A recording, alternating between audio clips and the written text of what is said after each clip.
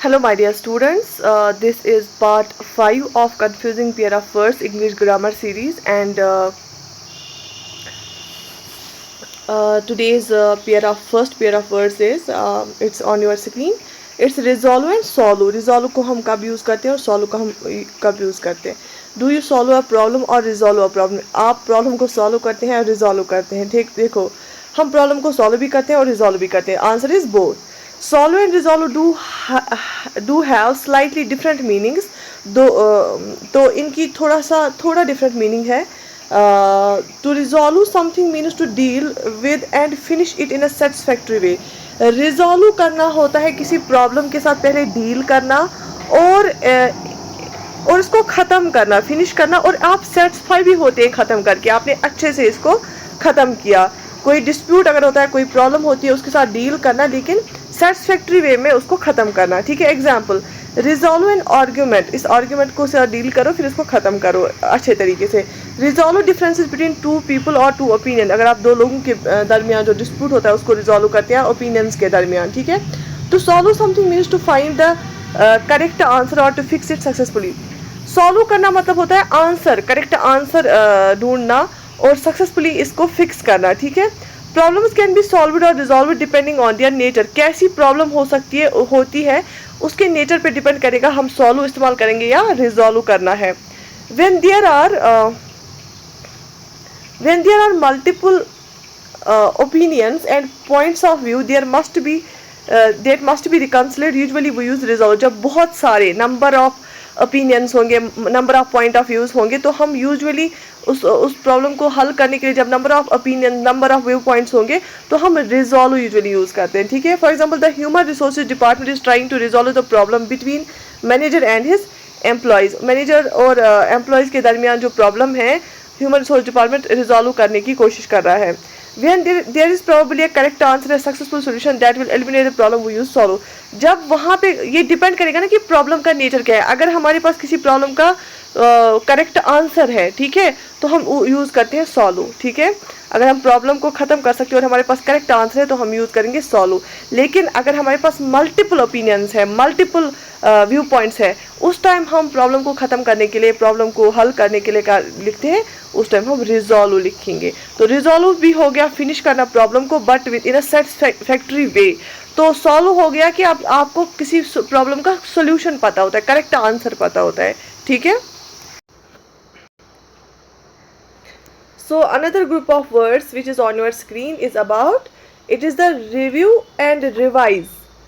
Review का इस्तेमाल आप कहाँ पे करते हैं एंड रिवाइज का इस्तेमाल आप कहाँ पे करते हैं. If you review a document it means you read it and examine it. आप इसको एग्जामाइन करते हैं. अगर आप किसी चीज़ को रिव्यू करना चाहते हैं ना, आप पहले उसको पढ़ते हैं, देखते हैं, या किसी चीज़ को आप रिव्यू करना चाहते हैं, यू फर्स्ट सी इट और read it and then examine it. ठीक है. आप इसको एग्जामाइन करते हैं and maybe have some ideas to improve it. आप जब आप किसी चीज़ को रिव्यू करते हैं, इवन आपके जहन में ये भी आइडिया आ सकता है कि आपको इस चीज़ को और रिव्यू इम्प्रूव किया जा सकता है, but you do not make any change. लेकिन आप इसको चेंज नहीं कर सकते हो, करते हो. रिव्यू करना सिंपली, आपने देखा होगा आजकल बहुत सारे यूट्यूबर्स चीज़ों को रिव्यू करते हैं. शैम्पू हो या कोई भी वेजिटेबल कटर हो, ग्रास कटर हो, या फ़ोन हो, टैब हो, तो वो पहले उसको देखते हैं, या कोई भी चीज़, किताब हो, उसको पहले पढ़ते हैं, फिर उसको एग्जामाइन करते हैं क्या ये अच्छी है या इसमें कोई स्कोप है, ये इससे भी अच्छा बना सकते थे. ठीक है. आइडिया भी वो देते हैं, और लेकिन वो कोई चेंज नहीं उसमें करते. ठीक है. अब आती है बात रिवाइज की. If you revise a document it means you change the text to correct errors and make improvements. तो रिवाइज अगर आप कोई डॉक्यूमेंट करते हैं ना, उसमें आप क्या करते हैं, उसमें आप टेक्स्ट को चेंज करते हैं, और अगर आपको लगता है कोई एरर है तो इसके लिए एरर को दूर करने के लिए टेक्स्ट को चेंज करते हैं और इम्प्रूवमेंट उसमें ला सकते हैं. तो रिवाइज में आप पहले देखते हो और आप एरर्स को ठीक भी करते हो. When preparing for a test it is good idea to study material again in order to refresh your memory. तो जब हाँ आप रिवाइज करते हो ना एग्जाम के टाइम, तो आप अपनी मेमोरी को और रिफ्रेश करते हो, अगर कोई एरर भी होगा वो भी दूर हो जाएगा। तो रिव्यू आप करते हैं, आप एग्जामाइन करते हैं, चीज़ों को देखते हैं, परखते हैं और एग्जामाइन करते हैं, लेकिन कोई चेंज उसमें नहीं लाते। लेकिन रिवाइज जब आप करते हैं ना, आप डॉक्यूमेंट के थ्रू जाते हैं, आपको कोई एरर लगेगा, जैसे आपको लगा ओ रिवाइज करते समय मुझे तो गलत ये याद था, ये तो ऐसे है, तो अच्छा उसी टाइम नोट बना के उसको रखा यार, 2-3 बार और पढ़ा, रिवाइज किया, वो एरर दूर हो गया। ठीक है, so this is the difference between the review and revise. ठीक है, ओके। उसके बाद एक और पेयर ऑफ वर्ड है वेरी और वेरी। ठीक है, वेरी मीन्स ये WARY वेरी जो है वो मीन्स सस्पिशियस और cautious, and very means very tired. ये WEARY जो है ना, WEARY आप ऐसे भी याद रख सकते हो, कपड़े पहन में, ये होता है पहनना, थक गया इंसान। ठीक है, very means tired. Very means जैसे वार, WAR वार, वो होता है ना जंगी हालात, सस्पिशियस और कॉशियस। ठीक है, ऐसे भी आप याद रख सकते हो। For example $1000 for a new car, I am wary of that offer, it sounds too good to be true. मुझे सस्पिक्शन हो गया इस ऑफर का। क्यों? $1000 में एक नई कार आप दे रहे हो, ये तो बहुत अच्छी है, लेकिन मुझे यकीन नहीं आ रहा है ये सच है, और I am wary of that offer, one should be, it sounds too good to be true. तो हमें कॉशियस पहले चेक करना चाहिए क्या ये सही, अगर ये है सही तो बिल्कुल अच्छा, बहुत अच्छा ऑफर है। Every parent has days when they become very, मतलब जो पेरेंट्स होते हैं उनको बच्चों के साथ रात को जागना पड़ता है, बच्चों को चुप कराना पड़ता है, तो वो बहुत ही टायर्ड फील करते हैं, फिर थक जाते हैं। There is a small pronunciation difference between very and wary. तो मैंने आपको बोला थोड़ी सी डिफरेंस भी है प्रोनाउंसमेंट में, जैसे वेरी एंड वेरी। ये जो वेरी है WERY वियर से आता है, दैट मीन्स कपड़े पहन पहन के इंसान थक जाता है ना, कपड़े चेंज करके।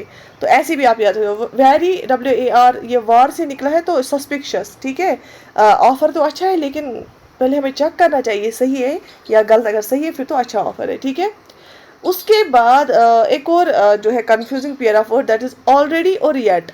आप ऑलरेडी का इस्तेमाल कहाँ पे करते हो, येट का इस्तेमाल कहाँ पे करते हो, वो हम देखेंगे। राइट, अगर हम बात करेंगे ऑलरेडी और येट की, ये जो दोनों है ये यूज़ किए जाते हैं यहाँ, जैसे यहाँ पे लिखा है प्रेजेंट परफेक्ट टेंस में, कोई काम हुआ है प्रेजेंट टाइम में, प्रेजेंट परफेक्ट टेंस में, जहाँ पे V3 फॉर्म लगती है सब्जेक्ट के साथ, वहाँ पे यूज़ होते हैं दोनों। अब जो ऑलरेडी है ना, ऑलरेडी कोई चीज़ हुई होती है तो हमेशा ये पॉजिटिव सेंटेंस में यूज़ होता है, पॉजिटिव सेंटेंस में ज़्यादातर इसको इस्तेमाल किया जाता है ऑलरेडी को। येट जो है ना, येट एक तो क्वेश्चंस के आखिर में और नेगेटिव आंसर्स में इसको यूज़ किया जाता है। I have not bought my tickets yet, मैंने अभी नहीं लाई। I have not packed my bag yet, अभी मैंने नहीं किया। ऑलरेडी मतलब मैंने ऑलरेडी किया हुआ काम है। ठीक है, I have already bought tickets, I have already packed my bag, तो वो पॉजिटिव सेंटेंस होता है। जैसे already is used in positive sentence है ना, जैसे मैंने आपको yet is used in questions and negative sentence, yet को आप क्वेश्चंस और नेगेटिव सेंटेंस में इस्तेमाल करते हो। For example, have you bought the tickets yet, आपने टिकट्स लाई। Have you packed the bags yet, आपने बैग्स को पैक किया। It shows that yet is used at the end of question के एंड में आप यूज करते हो। और yes I have already bought the tickets, तो जब पॉजिटिव में आंसर होगा हमने ऑलरेडी यूज किया। Yes I have already bought the tickets, हम ये नहीं बोलते yes I have yet bought the tickets, no, हम बोलते हैं yes I have already bought the tickets, yes I have already packed the bag, वो positive sentence दिखाता है, तो ऑलरेडी पॉजिटिव सेंटेंस में इस्तेमाल होता है। No I haven't packed the bags yet, तो नेगेटिव वाला जो आंसर है उसमें हमने येट का इस्तेमाल किया। No I haven't bought the tickets yet, so इसमें येट इस्तेमाल करते हैं। ठीक है, बॉट पैक्ड V3 फॉर्म, तो इसमें इसके पता चलता है ये प्रेजेंट परफेक्ट वाले सेंटेंस में इस्तेमाल किया जाता है। तो ऑलरेडी पॉजिटिव सेंस में, येट नेगेटिव एंड क्वेश्चंस के लिए। Use already in positive answers, yet in the negative answers. There is one time you can use already in questions, it is when something happens earlier than expected. तो questions में भी आप already इस्तेमाल करते हो, लेकिन किस वाले क्वेश्चन में, जब कोई ऐसी चीज़ ऑलरेडी हुई होती है टाइम के पहले ही, जब हम एक्सपेक्ट कर रहे हैं इस महीने कोई चीज़ होगी लेकिन वो ऑलरेडी हुई है, तो हम ऐसे बोलेंगे have you already finished your homework because you are expecting it to take more time. क्या आपने पहले ही ख़त्म किया, आप एक्सपेक्ट कर रहे थे ये और टाइम लेगा। तो इस टाइम जब हम एक्सपेक्ट करते हैं ना कोई चीज़ टाइम लेगा, तो वो ऑलरेडी कंप्लीट होती है, उस टाइम हम क्वेश्चंस में ऑलरेडी इस्तेमाल करेंगे।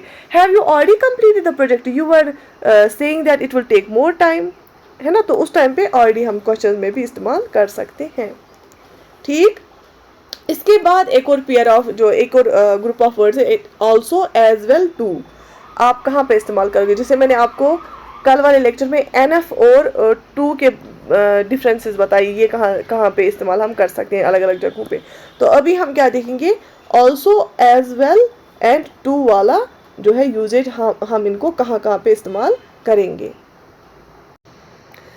अब जो also as well and too है, देखो ये these words are all used to show similarity और सेमनेस। अगर चीज़ों में सिमिलरिटी हमें दिखी ना, हम ये इस्तेमाल करते हैं also, too, as well, right. तो हम इस्तेमाल करते हैं जब हमें सेमनेस और सिमिलरिटी दिखेगी चीज़ों में, ठीक है। ओके, जैसे Jerry plays soccer, Harry plays soccer too. अगर जेरी सॉसर खेलता है, हैरी भी खेलता है, तो सिमिलरिटी है। Jerry plays soccer, Harry also plays soccer. उस टाइम ऑल्सो हमने इस्तेमाल, पहले टू इस्तेमाल किया, फिर ऑल्सो, ये भी हमें दिखाता कि दोनों सेम खेल खेलते हैं। Jerry plays soccer, Harry plays soccer as well, ठीक है। तो यहाँ पे भी सिमिलरिटी दिखी, लेकिन इनकी डिफरेंस कहाँ पे है फिर? The only difference is in their placement in the sentence.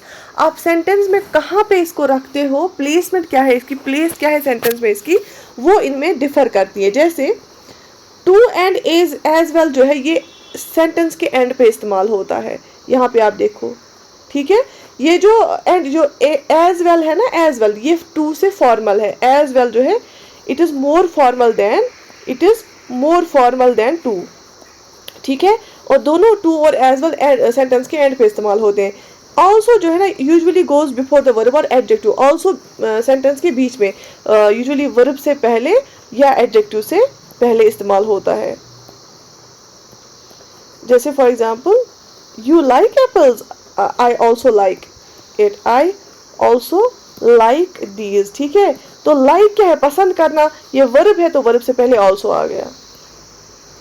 You are beautifying it, I will also beautify it, ठीक है। तो एडजेक्टिव से पहले ही आ गया, तो या वर्ब या एडजेक्टिव से पहले आता है कौन, ऑल्सो। जैसे the pears are also delicious, तो ऑल्सो डिलीशियस से पहले आया। The pears are delicious too बाद में आया, एट द एंड आया वर्ब के बाद। द पियर्स आर, ये एडजेक्टिव के बाद, ठीक है। The pears are delicious as well, तो ये भी एडजेक्टिव के बाद आया, ठीक है। तो एडजेक्टिव से पहले कौन आया, ऑल्सो आया। और इन दो में टू और एज वेल में क्या डिफरेंस है, एज वेल ज़्यादा फॉर्मल है। Now you see there are many correct ways to say the same thing, है ना। तो एक ही चीज़ बोलने के लिए बहुत सारे तरीके हैं। जैसे मैं आपको कल मैंने कुछ एक दो एक्सरसाइज मैंने आपको कराई थी टेंसेस की, to find the errors.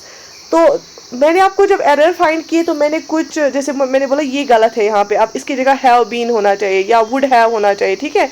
May be आपके दिमाग में कुछ और आएगा, वो भी सही होगा। तो एक से ज़्यादा तरीके भी सही होते हैं इंग्लिश में, ठीक है। लेकिन उतने भी ज़्यादा चांसेस नहीं होते कि आप कुछ और ही बोलेंगे और दूसरा कुछ और ही बोलेंगे, लेकिन होती हैं।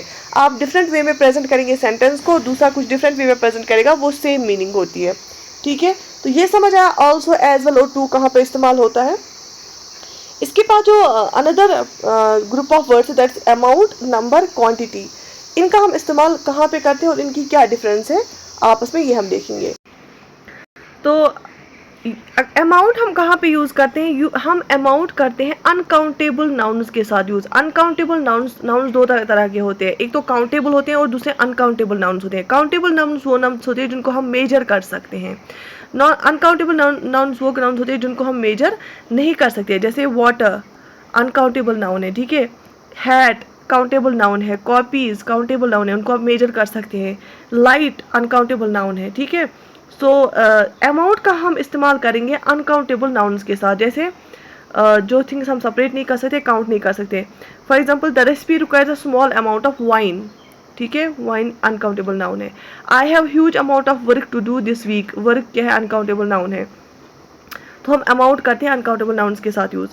नंबर जो है ना, नंबर हम करते हैं काउंटेबल नाउन्स के साथ यूज़, जिन नाउन्स को हम काउंट कर सकते हैं, जिनका प्लूरल बन सकता है, ठीक है। जैसे a number of my friends are teachers, there are number of copies lying on the table, ठीक है।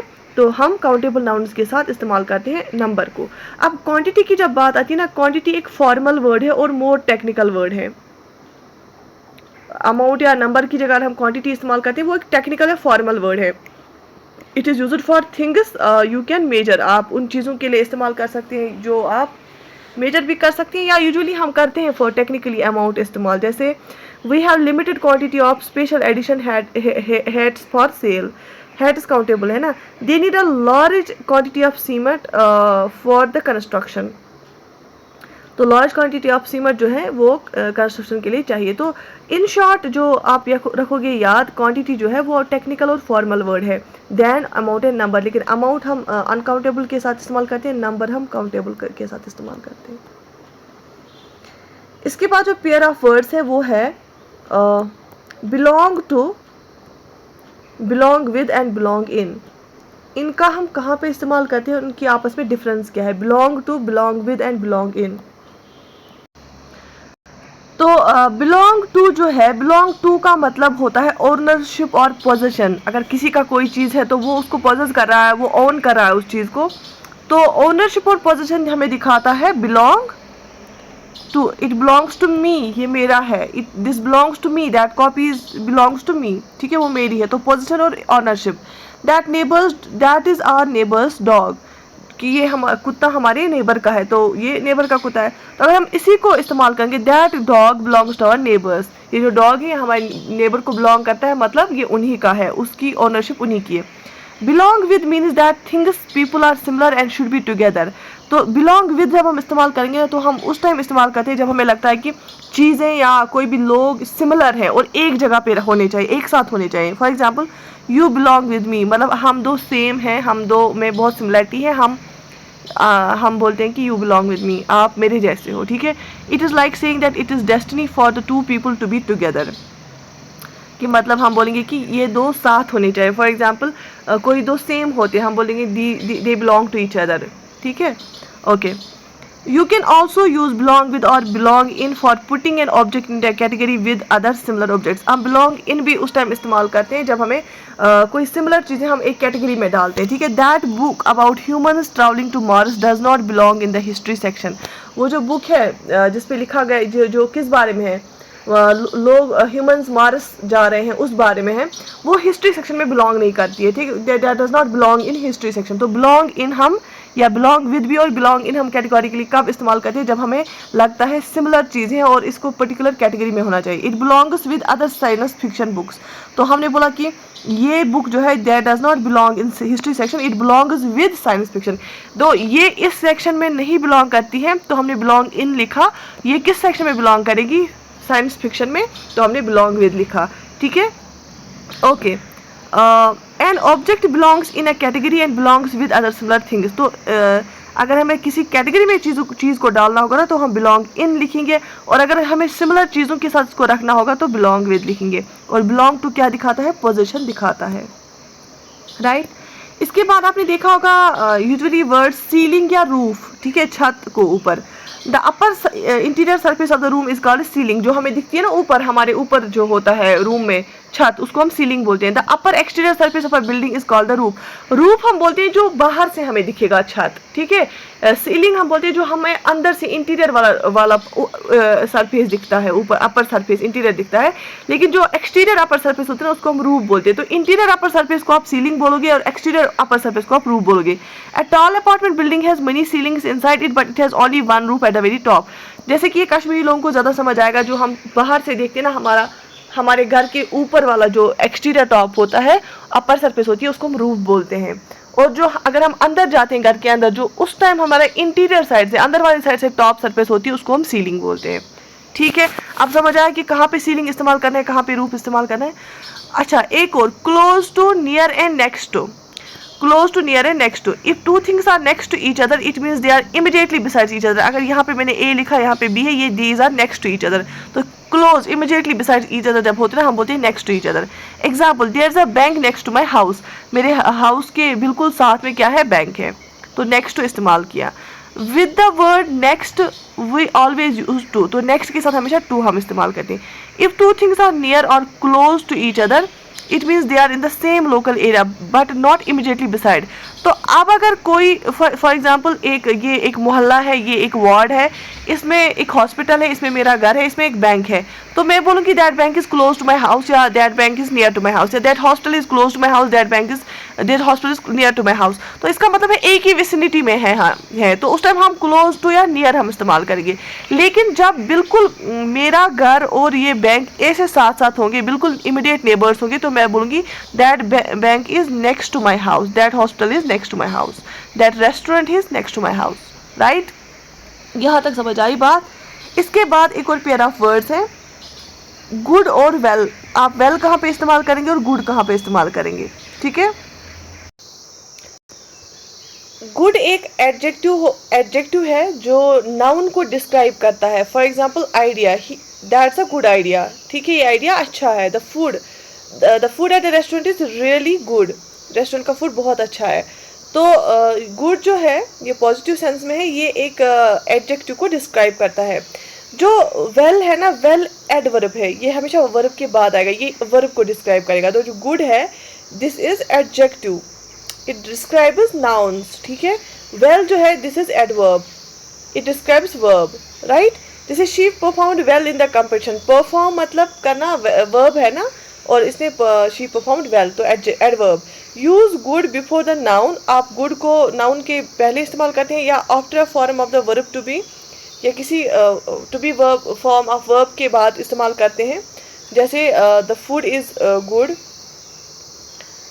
या the drinks are good, the party was good, okay, ठीक है। तो आर के बाद आया ना, टू बी के बाद आया, आर के बाद गुड आया, वॉज के बाद गुड आया, इज के बाद गुड आया। तो वर्ब का जो टू बी फॉर्म है ना, इसी को बोलते हैं ना, एम, इज, आर, वॉज, ठीक है। तो टेंस के हिसाब से उसके बाद आता है गुड। तो यू जो वेल है ना, उसको हम वर्ब के बाद इस्तेमाल करते हैं। जैसे he sings well, they dance well, I didn't sleep well. तो गाना गाना एक वर्ब है, एक्शन है, डांस करना एक एक्शन है, और सोना भी एक एक्शन है, ठीक है। सो वर्ब हमेशा, वेल हमेशा किसके साथ आता है, वर्ब के साथ। ये एडवर्ब है, वर्ब के बाद आता है। इसके बाद अनदर पेयर ऑफ वर्ड्स है, वो है इनसाइट या इनसाइट, इनसाइट या इनसाइट, ठीक है। Insight is a noun that means an in depth understanding. Insight हम बोलेंगे he is a great insight of things, उसकी एक ग्रेट अंडरस्टैंडिंग है, इन डेप्थ अंडरस्टैंडिंग है। तो इनसाइट का मतलब होता है साइट, जिसकी एक अंडरस्टैंडिंग, डेप्थ, इन डेप्थ अंडरस्टैंडिंग हो चीज़ों की। The biography offered many insights into the life of famous artist, ठीक है। तो एक डीप अंडरस्टैंडिंग इस बायोग्राफी से मिली। इनसाइट जो हो गया ना, INCITE, ठीक है, ये वर्ब है। ये इनसाइट जो है ना, ये नाउन है। डीप अंडरस्टैंडिंग ये नाउन है, इनसाइट, ठीक है, INSIGHT। जो INCIT है ना, इनसाइट, ये वर्ब है। दैट, ये इनसाइट करना, प्रोवोक करना किसी एक्शन को, ठीक है। It is often used for provoking violent action such as hatred, riots, rebellion. जब आप कोई नफरत भरी एक्शन चाहते हैं ना, तो प्रोवोक करना चाहते हैं, तो उस टाइम हम इनसाइट इस्तेमाल करते हैं। जैसे हैट्रेड हो, नफरत, रॉयट हो, रेबिलियन हो। जैसे the community leaders angry words incited a riot, जब कोई कम्युनिटी लीडर बहुत गुस्से से कोई अल्फाज बोलता है, तो जो उसके साथ लोग होते हैं ना, वो कोई ना कोई गलत काम करते हैं फिर। तो जो इनसाइट है ना, आपको याद रखना, ये इनसाइट है, इसका मतलब होता है एक देखने की क्षमता, इन डेप्थ अंडरस्टैंडिंग, ये एक नाउन है। जो इनसाइट है ना, ये वर्ब है, ये किसी चीज़ को स्टार्ट करना, मगर नेगेटिव चीज़ को, किसी रेबिलियन को स्टार्ट करना, किसी हैट्रेड को स्टार्ट करना, किसी रॉयट को स्टार्ट करना। तो ये हो गया प्रोवोक करना किसी एक्शन को, राइट, ओके। तो इसके बाद है मेड ऑफ, मेड फ्रॉम, ठीक है। मेड ऑफ कब हम इस्तेमाल करते हैं और मेड फ्रॉम कब हम इस्तेमाल करते हैं। And yes, do right in the comment section कि आपको ये सीरीज़ कैसी लगी और कितना सीखा आपने इस सीरीज से, right, okay.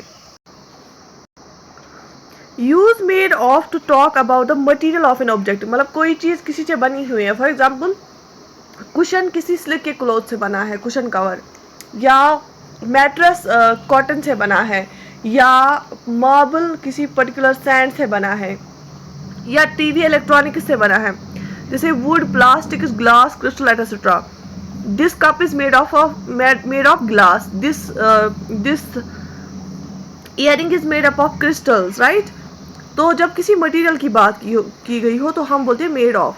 Which has not gone through very much processing, जिसमें ज़्यादा प्रोसेसिंग नहीं लगी हुई हो, जैसे table is made of would, would को जोड़ दिया टेबल बना। द टेबल, अच्छा यहाँ पे एग्जाम्पल भी यही है, the table is made of would, the shirt is made of cotton, है ना, शर्ट कॉटन की बनी हुई है और टेबल वुड का बना हुआ है।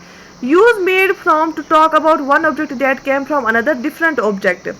तो तब हम मेड फ्रॉम इस्तेमाल करेंगे जब कोई ऑब्जेक्ट हम टोटली डिफरेंट ऑब्जेक्ट से बनाते हैं, जैसे this purse is made from recycled plastic bag, the cheese is made from milk. Milk से हम चीज़ बनाएंगे, उसकी फॉर्म ही चेंज हुई होती है ना, ये लिक्विड होता है, ये सॉलिड होता है ना, तो ये हम बोलेंगे मेड फ्रॉम, क्योंकि इसमें प्रोसेसिंग हुई है इतनी कि इसकी जो टाइप ऑफ ये है मैटर है वो चेंज हुआ है, ये मिल्क लिक्विड होता है, ये सॉलिड होता है चीज़। ऐसे ही रिसाइकल्ड बैग से अगर पर्स बना के, वो भी बिल्कुल डिफरेंट चीज़ें बनी हुई है। अगर आप टेबल की बात करेंगे, वो दिखने में भी ऐसे ही वुड जैसा ही है ना, या आप जैसे कप की बात करेंगे तो आपको सीधे गिलास नज़र आएगा, ठीक है, या डस्टबिन की बात करेंगे तो आपको सीधे प्लास्टिक नज़र आएगा, ठीक। तो अप्रोप्रिएट, इवन आप मेड ऑफ और मेड फ्रॉम थोड़ा इधर उधर यूज़ कर भी सकते हैं इंटरचेंजेबली, बट अप्रोप्रिएट क्या है वो मैं आपको बोल रही हूँ। इसके बाद है आप ऑफ कहाँ पे इस्तेमाल करते हैं, फ्रॉम कहाँ पे इस्तेमाल करते हैं, ऑफ एंड फ्रॉम, ठीक है। यूजुअली ऑफ हम यूज़ करते हैं फॉर पोजीशन, मतलब ओनरशिप के लिए, जैसे मैंने अभी पढ़ा है, बिलोंगिंगनेस के लिए। Who does it belong to, a friend of mine, ये मेरे एक दोस्त का है। The colour of that car, उस कार का कलर, ऑफ दैट कार, ठीक है, समझ में आ गई। तो of whose is this is of my friend, ये मेरे फ्रेंड का है। तो ऑफ हमें ओनरशिप दिखाता है, बिलोंगिंगनेस दिखाता है, पोजीशन दिखाता है। फ्रॉम जो है, from is used for origin, ये कहाँ से आया, ऑरिजिन दिखाने के लिए। Why did it come from, I am from United states, I got this book from book store. तो कोई भी चीज़, कोई भी इंसान का ऑरिजिन दिखाने के लिए हम क्या इस्तेमाल करते हैं, फ्रॉम इस्तेमाल करते हैं। कोई भी चीज़, कोई भी इंसान का पोजीशन दिखाने के लिए हम क्या करते हैं, इस्तेमाल ऑफ करते हैं इस्तेमाल, ठीक है। बात समझ में आ गई, ओके। मूविंग फॉरवर्ड, अब यहाँ पे 3 वर्ड्स देखें, एक तो डिफ़ॉल्ट, फॉल्ट एंड फ्लॉ। कौन सा वर्ड आप कहाँ पे इस्तेमाल करते हैं, default, fault and flaw, right, okay. So a flaw in a problem, a flaw is a problem or error that makes something less effective or valuable। अगर कोई चीज़ है, अगर उसमें कोई प्रॉब्लम है, एरर होगा, कोई ऐसा छोटी या बड़ी जो होगी कमी होगी, तो वो उसको, उसका वैल्यू कम करती है ना, उसको कम लेस वैल्यूबल बनाती है, या उसको लेस इफेक्टिव बनाती है, ठीक है। तो हम बोलेंगे कि इसमें फ्लॉ है, इसमें एक प्रॉब्लम है या एरर है जिससे इसका वैल्यू कम हुआ या उसको इफेक्टिवनेस कम हो गई। The word flaw can be used for problems in objects, ideas और पीपल्स कैरेक्टर। जैसे this diamond is less expensive because it contains several flaws, इसका वैल्यू ही कम हुआ ना इससे। There is a major flaw in your plan, it will never work, ठीक है, तो इफेक्टिवनेस ही कम हुई, ठीक। अच्छा, जो डिफेक्ट है ना, डिफेक्ट हम यूजुअली इस्तेमाल करते हैं जब कोई प्रॉब्लम या एरर होगा किसी मैकेनिकल या मैन्युफैक्चर्ड आइटम में, हम बोलते हैं इसमें डिफेक्ट है, लेकिन डिफेक्ट हम उसमें उस टाइम इस्तेमाल करते हैं जब हमारे पास कोई चीज़ सामने होती है, कोई इलेक्ट्रॉनिक्स चीज़ होती है, कोई मैन्युफैक्चर्ड चीज़ होती है, ठीक है। We often use the adjective defective, हम यूजुअली एडजेक्टिव डिफेक्टिव इस्तेमाल करते हैं, this piece is defective, this is a defective piece. For example, defects in the machinery causes several fires to break out in the factory, ठीक है। तो जब हम mechanics की मैन्युफैक्चरिंग थिंग्स की फैक्ट्रीज की बात करेंगे तो हम प्रॉब्लम्स के लिए डिफेक्ट्स इस्तेमाल करते हैं, डिफेक्ट इस्तेमाल करते हैं। अब जो फॉल्ट है ना, the word fault refers to responsibility for a problem और मिस्टेक। अगर कुछ प्रॉब्लम और मिस्टेक हुई, उसकी रेस्पॉन्सिबिलिटी किसकी है, तो उस टाइम हम फॉल्ट इस्तेमाल करते हैं। It is usually used with किसकी रेस्पॉन्सिबिलिटी की वजह से ये हुआ, किसकी इस फॉल्ट की, इस गलती की जिम्मेवार कौन है, कौन रेस्पॉन्सिबल है इस मिस्टेक या प्रॉब्लम के लिए। तो जैसे माई, यू आर, हिज, हर, तो ये हमेशा देखो इससे किसकी है ना, कौन जिम्मेवार है, तो इंसान ही होगा ना। तो देखो my, you are, his, her, तो इसमें सारे इंसान ही आ गए। जैसे my fault, it was his fault, it was her fault, it was my fault, it was your fault. और to say that a person और company is at fault for the problem, अगर कोई पर्सन या company ही is at fault, वो ही responsible है, ठीक है। For example, the car accident was his fault because he drove through a red light, ये जो कार एक्सीडेंट हुआ ये किसका फॉल्ट था, ये उसी ड्राइवर चलाने वाले का फॉल्ट था, क्योंकि वो रेड लाइट के चलते हुए भी वो उसने ड्राइव किया। ठीक है, बात समझ में आ गई। इसके बाद एक और वर्ड है रिव्यू और रिवाइज। ये मैंने आपको ऊपर ही पढ़ा है कि जब आप किसी डॉक्यूमेंट को रिव्यू करते हैं ना, या कोई चीज़ को रिव्यू करते हैं, आप पहले उसको पढ़ते हो, देखते हो, फिर आपको आइडिया आता है कि ये ऐसा नहीं होना चाहिए, इसमें और कलर्स होने चाहिए, इसका फॉन्ट बड़ा होना चाहिए, इस चीज़ में ये खासियत होनी चाहिए, लेकिन उसको चेंज नहीं करते हो। लेकिन रिवाइज का मतलब होता है अगर आप कोई डॉक्यूमेंट देखते हो, अगर आपको एरर दिखता है, उस एरर को ठीक करते हो, उसको चेंज करते हो। अगर आप खुद के एग्जाम के लिए रिवाइज करते हो कोई चीज़, आपको लगता है मुझे कोई चीज़ भूल गया, आप उसको बार बार पढ़ोगे, उसको इम्प्रोवाइज करोगे। ठीक है, तो रिवाइज करना किसी प्रोजेक्ट को, उसमें आप गलतियाँ निकालते हो, लेकिन रिव्यू करना किसी प्रोजेक्ट को आप इवेलुएट करते हो, उसको आप कोई चेंज नहीं लाते हो, बस आप बोलते हो कि ये सही है इसमें, ये गलत है इसमें।